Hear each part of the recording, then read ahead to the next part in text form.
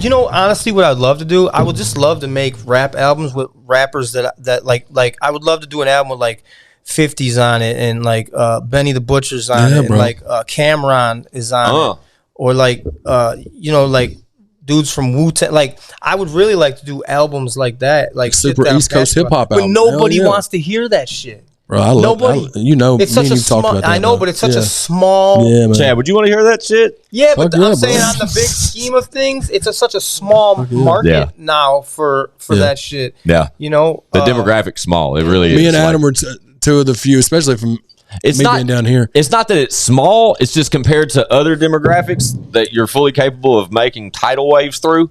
Yeah, you know, that style hip hop. Like, you know, I would do it just for fun. Yeah. And if I make any money off it, cool. If not, I don't give a fuck. I would do it just for fun. You should just go snag those artists that you just want to record with and just drop singles with them. I would love to. That'd be dope. You know, but then you're dealing with labels and you're dealing with red tape, you know, caution tape, and I don't know how accessible they are.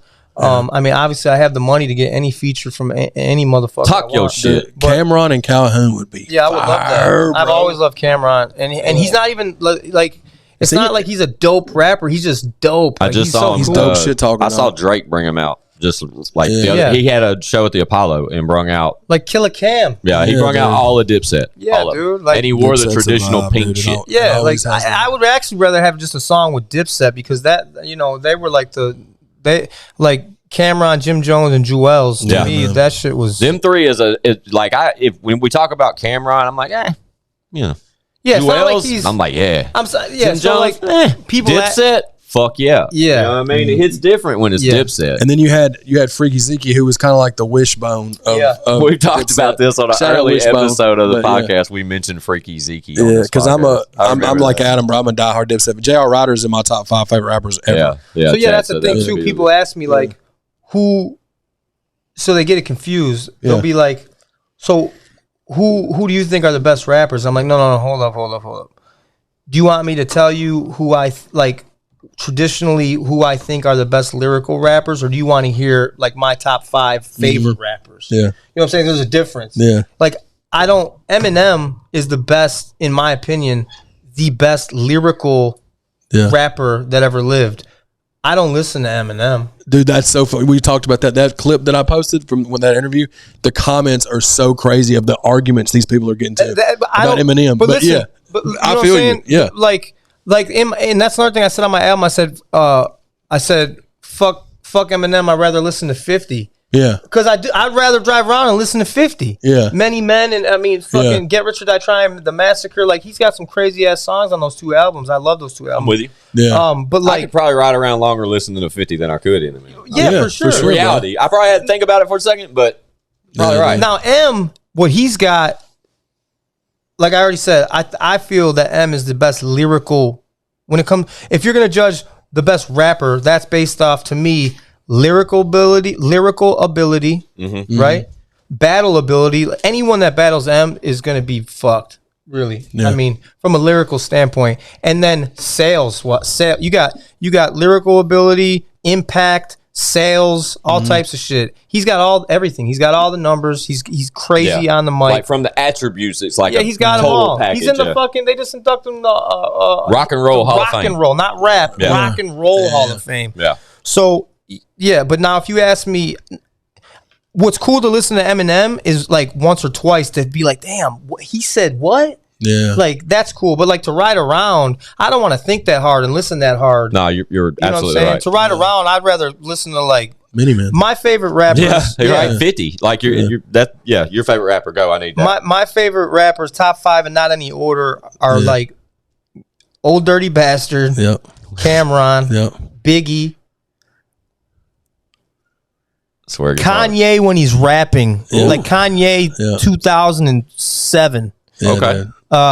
It's that combo, And I think the album that made the biggest impact on my entire rap career was the Blueprint 2, Jay-Z, and I want to say that was 2002 or 3. I'll Google it. Google machine. The Google machine. Shit. Yeah. It might have been 2000. I want to say 2000. We got to Google. Yeah, I got you. Google machine. I got you. So Chad will look. The Blueprint 2, I want to say had to be 2002 or 2003.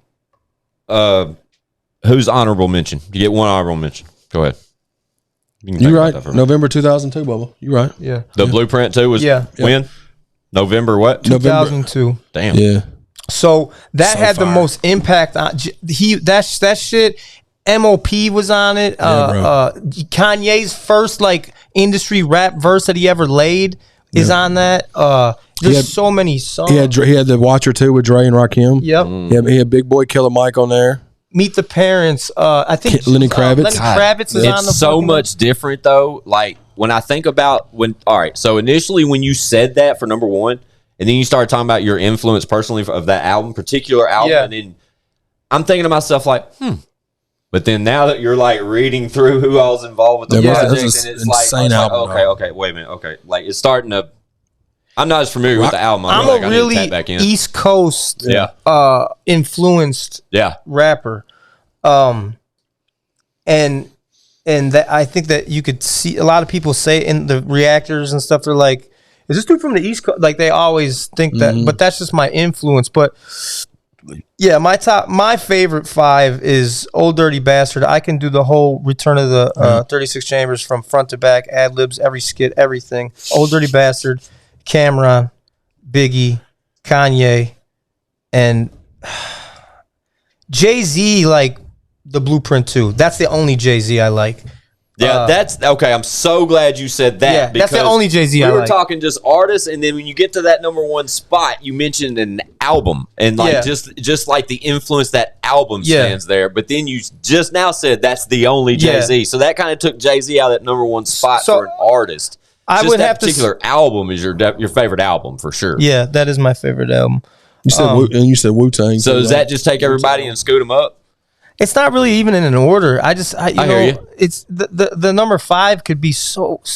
Here, hold on. We talked about Busta early on. Busta, Busta Rhymes was crazy. He was like the male version of Missy, like the shit that he was doing, like You know what I'm saying? Yeah, just the funky shit, just the out the box, just creativity shit. I love that shit, especially from Busta Rhymes and Swift Star. Like the way they their videos back in the day, dog. Yeah, and I mean I can't even say an honorable mention, but another Flip Mode, baby. Tupac. Yeah, you can't make a list without Tupac. He's probably watching. Master P when they came out with No Limit and all that. I mean, they dropped an album. Back in the day, in our time, the CDs came out every Tuesday at Best Buy. Yeah. So I would walk my ass fucking 20 miles.